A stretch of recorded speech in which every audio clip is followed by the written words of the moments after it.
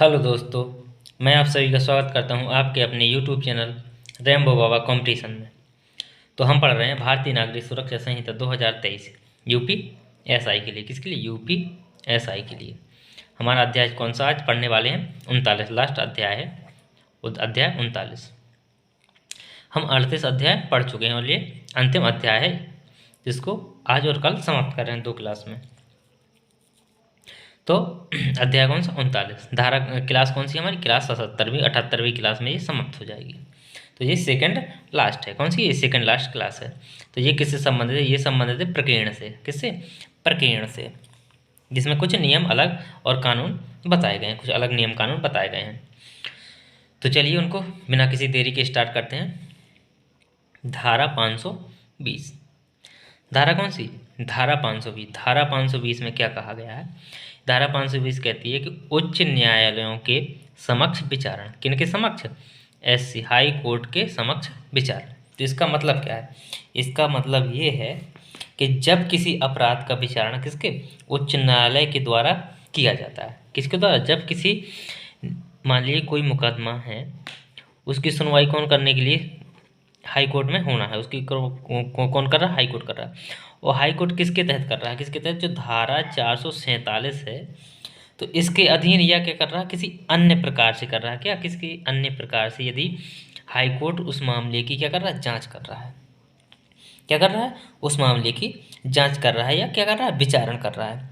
तो क्या होगा? वह उस अपराध का विचारण उसी प्रकार, जो हाई कोर्ट है वो उसी प्रक्रिया में इस अपराध, जिस अपराध का ये जांच कर रहा है, उसी प्रकार से करेगा, उसी अपराध में उसी प्रक्रिया में करेगा जिस प्रक्रिया में, या उसी प्रक्रिया का पालन करेगा जिस प्रक्रिया का पालन कौन कर रहा था? जो सत्र न्यायालय है। कौन? जो सत्र न्यायालय में, जहाँ पे पहले वो केस चल रहा था, जहाँ पे वो केस चल रहा था, तो जो प्रक्रिया सत्र न्यायालय ने अपनाई थी, या जो नियमों का पालन सत्र न्यायालय ने किया था, उस केस में वही नियमों का पालन कौन करेगा? उच्च न्यायालय भी उन्हीं नियमों का क्या करेगा? पालन करेगा। तो ये धारा 520 में बताया गया है। धारा 521। धारा 521 में क्या? सेना न्यायालय द्वारा विचारणीय व्यक्तियों का कमान अधिकारियों को सौंपा जाना। ये किसके अधिकार? ये सेना के लिए।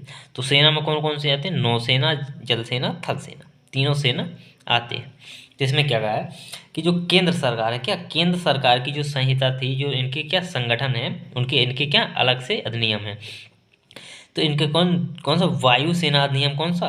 1950 का। धारा कौन सी? धारा 45 वायुसेना का। और सेना, थल सेना का अधिनियम 1950 का कौन सा? 46। और कौन सी? नौसेना। कौन सी? नौसेना का अधिनियम 1957 का कौन सा? 62वां। तो ये कौन सा? 62वां अधिनियम। और कौन सा? जो संघ सशस्त्र बल पर ये क्या होंगे? लागू होंगे। क्या होंगे? ये लागू होंगे यदि कोई क्या होगा? जो सेना से संबंधित कोई मामला होगा तो ये उन पर लागू होगा। इनको, इन गतिविधियों को क्या किया जाएगा? लागू किया जाएगा। या क्या किया जाए? इनके अनुसार कुछ क्या नए कानून बनाए जाए। क्या? इनके अनुसार नए नियम बना सकती है। क्या कर सकती है? कौन? केंद्र सरकार क्या कर सकती है? नए नियम बना सकती है। या क्या कर सकती है? जिसमें जो नौसेना, वायुसेना या जो जल सेना है, इसके अंतर्गत जो आने वाला किसी भी व्यक्ति है, उस पर विचारण किस पे? सामान्य न्यायालय में। या क्या किया जाएगा? उस व्यक्ति को, किसको? जो कमान के अधिकारी हैं उनको क्या किया जाएगा? सौंप दिया जाएगा। या कहाँ पे? जो सेना न्यायालय है। कौन सा? जो सेना न्यायालय है, उसको, उसमें क्या किया जाएगा? उन व्यक्तियों को सौंप दिया जाएगा। तो इसमें यह बताया गया है कि यदि जो सेना से संबंधित कोई व्यक्ति कोई अपराध करता है तो उसको कहाँ, उसके लिए अलग से नियम बनाया जाएगा। या क्या किया जाएगा? उस व्यक्ति को सेना के अधिकारियों के पास सौंप दिया जाएगा। तो ये धारा 521 में बताया गया है। अब देखते हैं धारा 522। धारा 522 में क्या कहा गया? उसमें लिखा है एक शब्द प्रारूप। प्रारूप क्या लिखा? उसमें लिखा है प्रारूप। तो प्रारूप का मतलब क्या है? कि इसमें प्रारूप का मतलब बताया गया कि कौन सा? जो भारतीय संविधान का अनुच्छेद कौन सा है? अनुच्छेद 227। ये किस 227 में क्या किया गया है कि 227 के तहत इसमें शक्तियों के अनुसार इसमें क्या किया गया? अनुसूची में परिवर्तन के लिए क्या किया, परिवर्तन करने की शक्ति दी गई है। क्या कि बदलाव करने की शक्ति दी गई है। बदलाव करने की शक्ति किस लिए दी गई, कुछ ऐसी विशेष परिस्थितियों में क्या कर सकते हैं, इसमें बदलाव कर सकते हैं। किसमें, इसी के जो धारा 521 उसमें क्या कर सकते, कुछ विशेष परिस्थितियों में इसका क्या किया, बदलाव किया जा सकता है। और जो बदलाव करके जो संबंधित संशोधन किया जाएगा, जो संबंधित होगा उस प्रयोजन के लिए वो क्या, वो वही लागू होगा, वो क्या होगा, वो पूर्ण होगा, उसको वो क्या होगा, मान्य होगा। क्या होगा, मान्य होगा। ये 522 में बताया गया है। अब देखते हैं धारा 523। धारा 523 क्या कहती है, धारा 523 में उच्च न्यायालय की नियम बनाने की शक्ति, किसकी, उच्च न्यायालय की नियम बनाने की शक्ति बताई गई है इसमें। क्या, उच्च न्यायालय की। जैसे कैसे, उच्च न्यायालय क्या, उच्च न्यायालय क्या कर सकता है, नियम बना सकता है। कोई भी की याचिका दायर करने के लिए कोई नियम बना सकता है। कोई जो उसमें खर्च आता है, क्या जो खर्च होता है तो उसकी जो फीस होती है, उस फीस के लिए क्या कर सकता है, नियम बना सकता है। किसी को क्या कर सकता, किसी को दंड देने या क्या कर सकता है, किसी केस में क्या कर सकता है, उसको रिहा करने के क्या कर सकता है, नियम बना सकता है। तो इसमें नियम बनाने की प्रक्रिया बताई गई है। अब देखते हैं धारा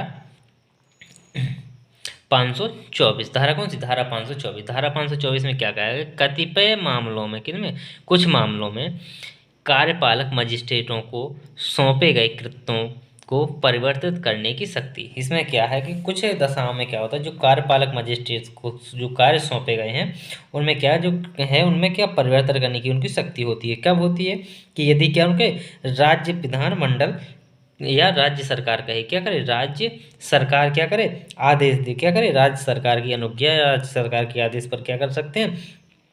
तो ये कौन से जो मजिस्ट्रेट हैं वो किसके, हाई कोर्ट के, क्या हाई कोर्ट के परामर्श से, किससे, हाई कोर्ट के परामर्श से क्या कर सकते हैं, उसमें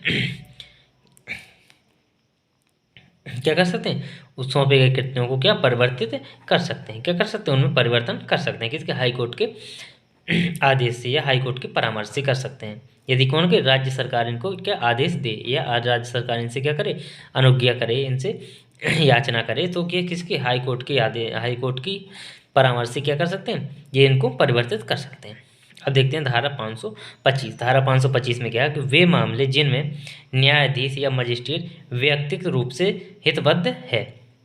तो ये क्या, ये ऐसे मामले होते हैं, ये ऐसे मामले कि यदि कोई जो न्यायाधीश या जो मजिस्ट्रेट है वो किसी मामले में केवल इस कारण से क्या है से किसी इस कारण से उस मामले में क्या है, इन्वॉल्व है या क्या हितबद्ध है, कि वो क्या है, उससे संबंधित कुछ जानता है, उस केस से संबंधित क्या कुछ जानता है, या क्या उस जगह के बारे में जानता है जहाँ पे वो केस हुआ, या क्या उस जगह से क्या बिलोंग करता है, वहाँ का वो व्यक्ति है। तो इन सब चीज़ों से वो क्या हितबद्ध नहीं माना जाएगा। क्या माना जाएगा, हितबद्ध नहीं माना जाएगा। इसमें ये बताया गया कि यदि जांच करने वाला जो मजिस्ट्रेट है या जो न्यायाधीश है, यदि वो क्या है कि जहाँ पे मान लीजिए कोई का जगह पे कोई अपराध हुआ या कुछ हुआ, तो या तो वो इस व्यक्ति को जानता है, ये का जगह है, जो का जगह है तो इस खा व्यक्ति ने किया, तो या तो इस खा व्यक्ति को इसने देखा है, या ये क्या है, एक इस का जगह पे ये व्यक्ति रहता है, या ये क्या इस का व्यक्ति को जानता है, या क्या किया इसके और भी केस के बारे में कुछ जानता है या कुछ करता है, तो इसके कारण ये क्या हितबद्ध नहीं होगा, बल्कि वो क्या निर्णय स्पष्ट रूप में उसकी बल्कि वो कैसा निष्पक्ष रूप से क्या करेगा, निर्णय लेगा। तो इसमें धारा 525 में ये बताया गया। तो थैंक यू दोस्तों, क्लास अच्छी लगी तो प्लीज़ लाइक और सब्सक्राइब जरूर करिएगा। थैंक यू दोस्तों।